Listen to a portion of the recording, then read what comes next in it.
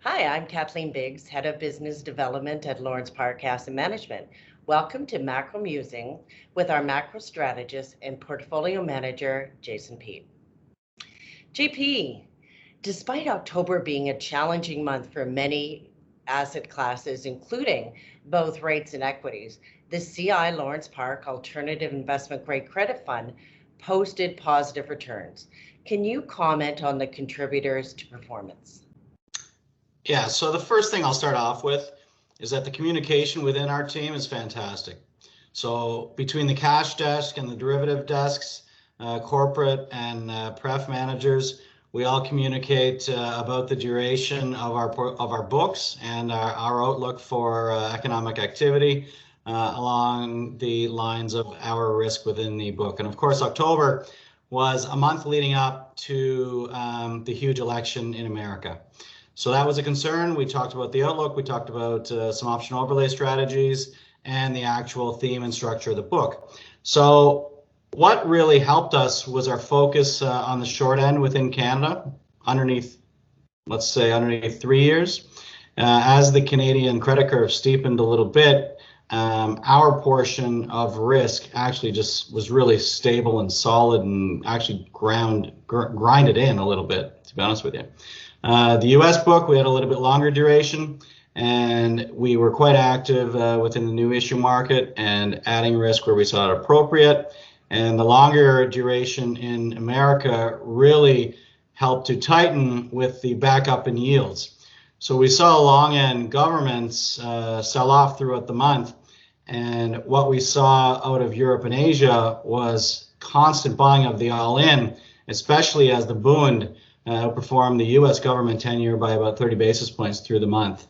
So from those two perspectives, along with our interest rate hedges that we employ dynamically throughout the book, and we are very active and cognizant of what's going on in the government space, and that helped us outperform even our own expectations through the month of October.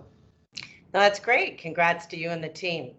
Well, this month, the markets appear to welcome the removal of some of the risk event. Can you opine on how you're feeling about the prospects for a divided Congress, the passage of a stimulus package, and even a possible vaccine? Yeah, so obviously through October, the three key catalyst events that we kept on watching out for was initially the stimulus package that we were looking for, a bipartisan between the Republicans and the Democrats. Mnuchin and Pelosi kept on going back and forth. Of course, Trump and McConnell interfered a little bit, and it just could not get passed. We also had the election itself, looking at different policies, probabilities of who would win, and trying to put value, risk reward on that outcome. And then to throw on top of that, of course, we have COVID into the fall and how it affects the different regions in the world, and especially Europe suffered a hard October with more regional lockdowns as positive cases kept on rising. So from the risk perspective and the outlook after going through October and these three catalysts, the one thing I will say immediately is that as soon as we actually finally had the high probability event of Biden winning and coming through in a much closer race, VIX went into that event, volatility, at a very high 30s type level, 38, 39. And as soon as the election was a high probable Biden declaration, we lost about 10 Vegas, and that helped all risk assets. So as soon as you have that release, it's almost like a big sigh where you're stressful within you, and all of a sudden, the event passes. It's almost like regardless of the event that you were nervous about, as soon as it passes, you just feel that sigh of relief, and that's what happened to the market. So we had this amazing rally, another run towards all-time highs in equities and credit. U.S. credit market very strong, Canadian credit market very strong. And as for the divided Congress, let's look back to the Clinton era. And I think whenever you have the Democrat as the leader, we're going to ease emotional tensions.